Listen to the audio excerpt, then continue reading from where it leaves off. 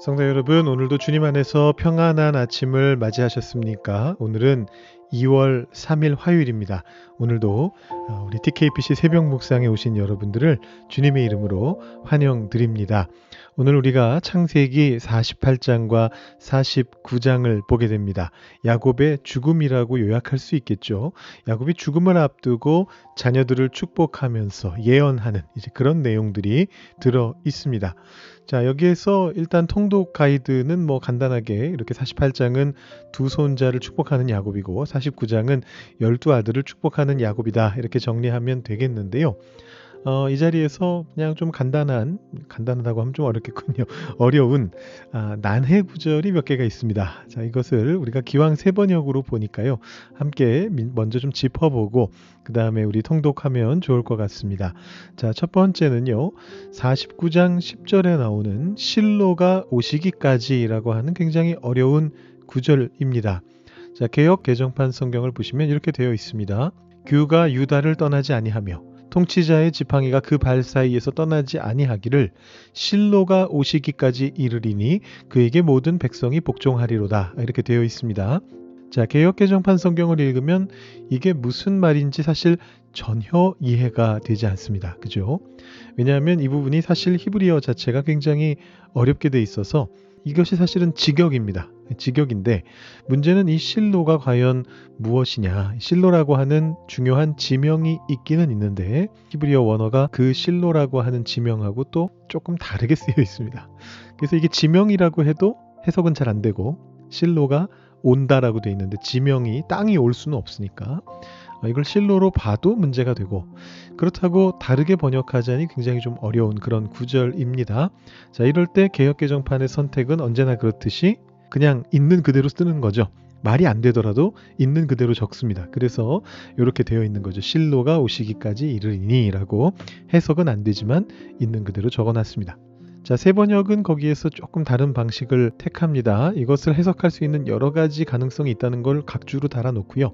실로가 오시기까지, 그가 실로에 오시기까지, 요거는 이제 약간 바꾼 거죠. 주어를 써서 실로라고 하는 땅에 그분이 오실 때까지 이렇게 해석하기도 하고 여러 가지 다른 방식을 쓰는데 다만 여기 나오는 어떤 단어를 앞에 나오는 지휘봉, 임금의 지휘봉을 받은 것으로 이제 그렇게 해석을 합니다. 그리고 그것을 조금 더 의역해서 적은 것이 권능으로 그 자리에 앉을 분이 오시면 이렇게 의역한 것입니다. 그래서 장차 유다 지파를 통해 오실 통치자 다윗이고요. 1차적으로 다윗이고 더 나아가서는 예수 그리스도인데 그분이 오시면 만민이 그에게 순종하게 될 것이다 라고 그렇게 고백하는 장면으로 이해를 합니다. 그래서 이것이 야곱이 유다를 축복하는 내용인데 우리가 세 번역을 참고하면 조금 더 의미를 이해할 수 있게 된다 그런 의미고요. 또 한 가지는 요셉에 대한 말씀인데 49장 22절입니다. 자, 여기에서 개역개정 성경은 요셉은 무성한 가지 곧 샘 곁에 무성한 가지라 그 가지가 담을 넘었도다 이렇게 적습니다. 여러분 들어보신 찬양일 텐데요. 너는 담장 너머로 뻗은 나무 바로 그 찬양의 원본인데 자, 이것을 가지고 그 찬양을 만든 것인데요. 자, 그런데 이것을 세 번역은 좀 전혀 다르게 번역을 했어요. 요셉은 들망아지, 샘 곁에 있는 들망아지, 언덕 위에 있는 들나귀다 이렇게 되어 있습니다. 자, 거기 각주에 적혀 있듯이 히브리어 본문이 불확실해요. 그래서 개역 스타일의 번역도 옳다라고 거기 그렇게 적어 놨습니다. 다만 세 번역이 다른 번역을 택한 이유는 이 둘 다 가능한데 개역 개정의 번역은 성경 전체적으로 볼 때 축복을 할 때 이렇게 물가에 심겨져 있는 나무의 모습으로 축복하는 건 너무 흔한 것이라서 개역 개정은 성경 전체에 맞춘 거다라고 보시면 되겠고 세 번역은 야곱의 이 축복 안에다가 더 맞췄다라고 보시면 될 것 같아요. 실질적으로 여러분들이 이제 읽어보시면 야곱이 다른 아들을 축복할 때 매번 동물에다가 비유합니다. 식물에 비유하는 적이 없어요. 그래서 아마도 요셉에 대해서도 동물인 들나귀에 비유했을 것이다라고 이 세 번역의 번역자는 생각을 한 것이고요. 그래서 이렇게 적은 것입니다. 그래서 어느 쪽이 맞다라고 말하기는 어려운데 사실 핵심 의미는 똑같거든요. 이것을 식물로 보든 동물로 보든 결국 하나님이 주신 축복 때문에 요셉의 생명력이 담을 넘어서 그 언덕을 넘어서 더 멀리까지 나아간다. 이런 이제 축복을 상징하는 것인데 왜 이게 서로 다르지? 이런 생각을 하실 수가 있습니다. 이렇게 미리 짚어보고요. 오늘 말씀 한번 통독해 보도록 하겠습니다. 48장과 49장을 우리 세 번역으로 읽어드립니다. 이런 일이 있은 지 얼마 되지 않았어 요셉은 아버지의 병환 소식을 들었다. 요셉은 두 아들 므낫세와 에브라임을 데리고 아버지를 뵈러 갔다. 야곱 곧 이스라엘은 자기의 아들 요셉이 왔다는 말을 듣고서 기력을 다하여 침상에서 일어나 앉았다. 야곱이 요셉에게 말하였다. 전능하신 하나님이 가나안 땅 루스에서 나에게 나타나셔서 거기에서 나에게 복을 허락하시면서 나에게 이르시기를 내가 너에게 수많은 자손을 주고 그 수가 불어나게 하겠다. 내가 너에게서 여러 백성이 나오게 하고 이 땅을 너의 자손에게 주어서 영원한 소유가 되게 하겠다 하셨다. 내가 너를 보려고 여기 이집트로 오기 전에 네가 이집트 땅에서 낳은 두 아이는 내가 낳은 아들로 삼고 싶다. 르우벤과 시므온이 나의 아들이듯이 에브라임과 므낫세도 나의 아들이다. 이 두 아이 다음에 낳은 자식들은 너의 아들이다. 이 두 아이는 형들과 함께 유산을 상속받게 할 것이다. 내가 밧단을 떠나서 고향으로 돌아올 때에 슬프게도 너의 어머니 라헬이 가나안 땅에 다 와서 조금만 더 가면 에브랏에 이를 것인데 그만 길에서 세상을 떠나고 말았다. 나는 너의 어머니를 에브랏 곧 베들레헴으로 가는 길 옆에 묻었다. 이스라엘이 요셉의 아들들을 보면서 물었다. 이 아이들이 누구냐? 요셉이 자기 아버지에게 대답하였다. 이 아이들은 여기에서 하나님이 저에게 주신 자식들입니다. 이스라엘이 말하였다. 아이들을 나에게로 가까이 데리고 오너라. 내가 아이들에게 축복하겠다. 이스라엘은 나이가 많았으므로 눈이 어두워서 앞을 볼 수 없었다. 요셉이 두 아들을 아버지에게로 이끌고 가니 야곱이 그들에게 입을 맞추고 끌어안았다. 이스라엘이 요셉에게 말하였다.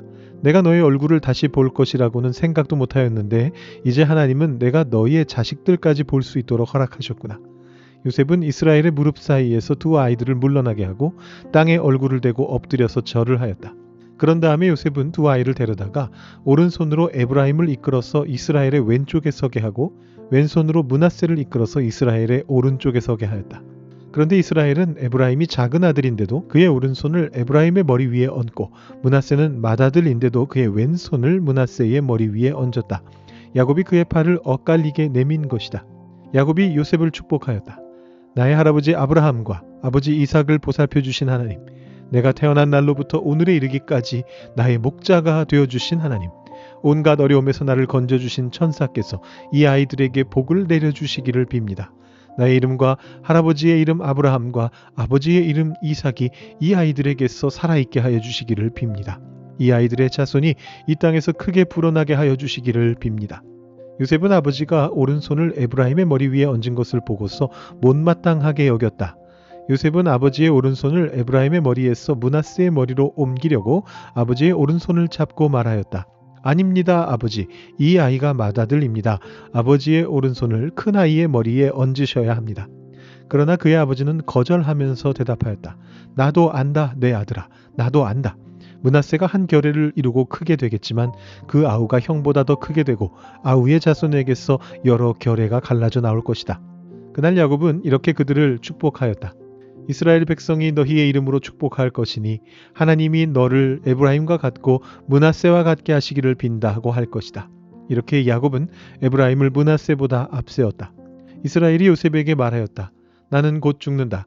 그러나 하나님이 너희와 함께 계시고 너희를 조상들의 땅으로 돌아가게 하실 것이다. 그리고 내 형제들 위에 군림할 너에게는 세겜을 더 준다. 세겜은 내가 칼과 활로 아모리 사람의 손에서 빼앗은 것이다. 야곱이 아들들을 불러놓고서 일렀다. 너희는 모여라. 너희가 뒷날에 겪을 일을 내가 너희에게 말하겠다. 야곱의 아들들아, 너희는 모여서 들어라. 너희의 아버지 이스라엘이 하는 말에 귀를 기울여라. 르우벤아, 너는 나의 맏아들이요 나의 힘, 나의 정력의 첫 열매다. 그 영예가 드높고 그 힘이 드세다. 그러나 거친 파도와 같으므로 또 네가 아버지의 침상에 올라와서 네 아버지의 침상을 더럽혔으므로 네가 으뜸이 되지는 못할 것이다. 시므온과 레위는 단짝 형제다. 그들이 휘두르는 칼은 난폭한 무기다. 나는 그들의 비밀 회담에 들어가지 않으며 그들의 회의에 끼어들지 않을 것이다. 그들은 화가 난다고 사람을 죽이고 장난삼아 소의 발목 힘줄을 끊었다. 그 노여움이 혹독하고 그 분노가 맹렬하니 저주를 받을 것이다. 그들은 야곱 자손 사이에 분산시키고 이스라엘 백성 사이에 흩어버릴 것이다. 유다야, 너의 형제들이 너를 찬양할 것이다. 너는 원수의 멱살을 잡을 것이다. 너의 아버지의 아들들이 내 앞에 무릎을 꿇을 것이다. 유다야, 너는 사자 새끼 같을 것이다. 나의 아들아, 너는 움킨 것을 찢어먹고 굴로 되돌아갈 것이다. 엎드리고 웅크리는 모양이 수사자 같기도 하고 암사자 같기도 하니 누가 감히 범할 수 있으랴. 임금의 지휘봉이 유다를 떠나지 않고 통치자의 지휘봉이 자손 만대에까지 이를 것이다. 권능으로 그 자리에 앉을 분이 오시면 만민이 그에게 순종할 것이다. 그는 나귀를 포도나무에 매며 그 암나귀 새끼를 가장 좋은 포도나무 가지에 맬 것이다. 그는 옷을 포도주에다 빨며 그 겉옷은 포도의 붉은 즙으로 빨 것이다. 그의 눈은 포도주빛보다 진하고 그의 이는 우유빛보다 힐 것이다. 스불론은 바닷가에 살며 그 해변은 배가 정박하는 항구가 될 것이다. 그의 영토는 시도네까지 이를 것이다. 이사갈은 안장 사이에 웅크린 뼈만 남은 나귀 같을 것이다. 살기에 편한 것을 보거나 안락한 땅을 만나면 어깨를 들이밀어서 짐이나 지고 압제를 받으며 섬기는 노예가 될 것이다. 다는 이스라엘의 한 지파 구실을 톡톡히 하여 백성을 정의로 다스릴 것이다. 다는 길가에 숨은 뱀 같고 오솔길에서 기다리는 독사 같아서 말발굽을 물어 말에 탄 사람을 뒤로 떨어뜨릴 것이다. 주님, 제가 주님의 구원을 기다립니다. 갓은 적군의 공격을 받을 것이다. 마침내 적군의 뒤통수를 칠 것이다. 아셀에게서는 먹거리가 넉넉히 나올 것이니 그가 임금의 수라상을 맡을 것이다. 납달리는 풀어놓은 암사슴이어서 그 재롱이 귀여울 것이다. 요셉은 들망아지, 샘 곁에 있는 들망아지, 언덕 위에 있는 들나귀다. 사수들이 잔인하게 활을 쏘며 달려들어도, 사수들이 적개심을 품고서 그를 관역으로 삼아도 요셉의 활은 그보다 튼튼하고 그의 팔에는 힘이 넘친다. 야곱이 섬기는 전능하신 분의 능력이 그와 함께 하시고 목자이신 이스라엘의 반석께서 그와 함께 계시고 너희의 조상의 하나님이 너를 도우시고 전능하신 분께서 너에게 복을 베푸시기 때문이다. 위로 하늘에서 내리는 복과 아래로 깊은 샘에서 솟아오르는 복과 젖가슴에서 흐르는 복과 태에서 잉태되는 복을 베푸실 것이다.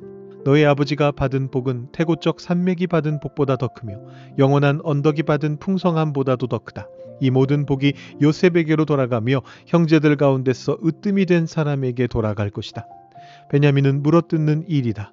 아침에는 빼앗은 것을 삼키고 저녁에는 움킨 것을 나눌 것이다. 이들은 모두 이스라엘의 12지파이다. 이것은 그들의 아버지가 그들을 축복할 때의 한 말이다. 그는 아들 하나하나에게 알맞게 축복하였다. 야곱이 아들들에게 일렀다. 나는 곧 세상을 떠나서 나의 조상들에게로 돌아간다. 내가 죽거든 나의 조상들과 함께 있게 햇사람 에브론의 밭에 있는 묘실에 묻어라. 그 묘실은 가나안 땅 마므레 앞 막벨라 밭에 있다. 그 묘실은 아브라함 어른께서 묘실로 쓰려고 햇사람 에브론에게서 밭과 함께 사두신 것이다. 거기에는 아브라함과 그분의 아내 사라 이 두 분이 묻혀 있고 이삭과 그분의 아내 리브가 이 두 분도 거기에 묻혀 있다. 나도 너희 어머니 레아를 거기에다 묻었다. 밭과 그 안에 있는 묘실은 햇사람들에게서 산 것이다. 야곱은 자기 아들들에게 이렇게 이르고 나서 침상에 똑바로 누워 숨을 거두고 조상에게로 돌아갔다. 아멘. 오늘의 긴 말씀 속에서 우리는 야곱에 대한 말 두 말씀을 앞뒤에서 하나씩 한번 살펴보려고 합니다. 먼저 48장 15절 세 번역으로 읽어드립니다. 야곱이 요셉을 축복하였다. 나의 할아버지 아브라함과 아버지 이삭을 보살펴 주신 하나님, 내가 태어난 날로부터 오늘에 이르기까지 나의 목자가 되어주신 하나님. 또 하나는 49장 33절입니다. 야곱은 자기 아들들에게 이렇게 이르고 나서 침상에 똑바로 누워 숨을 거두고 조상에게로 돌아갔다. 아멘. 평생을 누군가와 씨름하며 살았던 사람 야곱의 일생이 오늘 본문에서 마무리가 됩니다.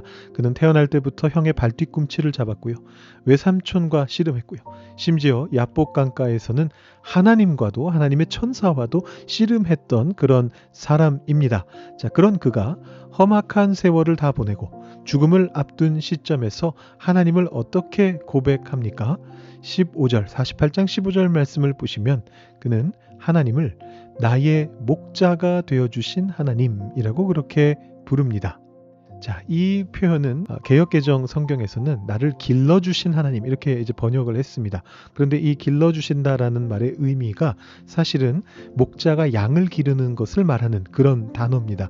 그래서 이 세 번역은 그 의미를 살려서 나의 목자가 되어주신 하나님 그렇게 말을 합니다. 자, 우리는 다윗이 하나님을 목자로 부른 것으로 알고 있는데요. 야곱이 이렇게 굉장히 일찌감치부터 벌써 창세기에서 하나님을 나의 목자라고 그렇게 고백했습니다. 사실 야곱의 인생이 목자의 인생이었죠. 야곱은 계속해서 양을 쳤습니다. 밧단 아람에서도 양을 쳤고요. 돌아와서도 양을 쳤습니다. 이집트 애굽 고센 땅에서도 양을 쳤습니다. 자기 자신이 목자라고 생각했습니다. 자기 힘으로 이겨왔다라고 생각했습니다.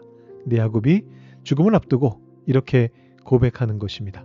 사실은 하나님께서 나라고 하는 고집센 양을 먹이시고 입히시고 인도하신 목자셨구나 라고 그렇게 고백하고 있는 것입니다. 내가 씨름한 것이 아니라 목자이신 하나님께서 나를 한 번도 놓지 않고 붙들고 계셨다라는 것을 고백하고 있는 것이죠. 우리의 인생은 내 힘으로 쟁취하는 게 아니라 목자의 인도를 받는 과정입니다. 야곱이 그것을 발견하게 됩니다. 자, 이 고백이 끝나고 자신의 12아들을 축복한 후에 마침내 야곱이 임종하는 장면을 한번 살펴보십시오. 49장 33절에 보시면 이렇게 이야기하고 있습니다. 야곱은 침상에 똑바로 누워 숨을 거두고 라고 그렇게 되어 있습니다. 자, 이 경우는 사실 새 번역보다 개역개정 성경이 조금 더 나은데요. 개역개정 성경은 어떻게 번역하고 있느냐 하면 야곱이 그 발을 침상에 모으고 숨을 거두었다 이렇게 적고 있습니다. 자, 이게 당연히 개역개정 성경이 더 원어에 가까울 것이다 이제 충분히 생각하실 수 있겠죠. 새 번역은 그 표현을 그냥 조금 더 무난한 표현으로 침상에 똑바로 누웠다라고 그렇게 번역했는데 사실 이 발을 침상에 모은다라고 하는 것은 어떤 의미나 하면 자신의 마지막을 정리한다라는 그런 의미가 담겨 있습니다. 여러분, 이 짧은 문장이 우리에게 주는 감동이 있습니다. 평생을 도망치고 싸우느라 분주하게 움직였던 바로 그 발. 야복 강가에서 위골되어서 쩔뚝거려야 했던 그 상처난 발. 그 방황하던 발을 이제 죽음을 앞두고 비로소 침상 위에 가지런히 모으고 편안히 내려놓은 것입니다. 이제는 더 이상 도망칠 필요도 싸울 필요도 없는 완전한 평안과 안식에 들어갔다라는 것을 보여주고 있습니다. 성도 여러분, 우리도 야곱처럼 참 바쁘고 치열하게 살아갑니다. 내 힘으로 무언가를 움켜잡으려고 애쓰고요. 때로 인생의 험악한 골짜기를 지나면서 지칠 때도 있습니다. 자, 그렇지만 오늘 이 야곱의 마지막을 한번 기억해 보십시오. 우리 뒤에는 우리의 어떠함과 상관없이 우리를 인도하시는 신실한 목자 하나님이 계십니다. 그분이 계시기 때문에 우리의 모든 거친 씨름은 결국에는 평안한 안식으로 끝을 맺게 될 것입니다. 여러분, 오늘 하루 하나님께서 나의 목자이십니다 라는 그 야곱의 고백이 여러분의 고백이 될 수 있기를 바랍니다. 목자의 인도하심 안에서 오늘 우리가 걷는 이 거친 길 끝에 예비된 참된 평안을 미리 맛보시는 그런 귀한 은혜가 있으실 수 있기를 주님의 이름으로 축복드립니다.